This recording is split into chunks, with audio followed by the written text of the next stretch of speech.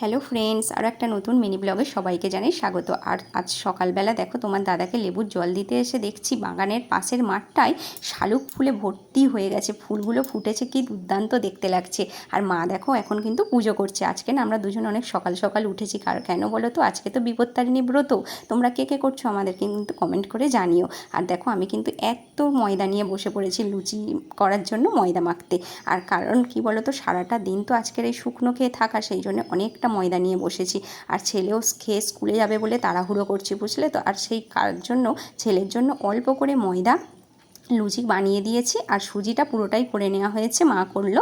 আর ময়দার লুচিটা অল্প করে করে দিয়েছি, ছেলেকে স্কুলে পাঠিয়ে দিলাম। আর তারপর দেখো আমি রেডি হয়ে গেছি, আর মাও রেডি হয়ে পুজোর জন্য ডালা করে নিচ্ছে। আমরা দুজনে এখন পুজো দিতে যাব।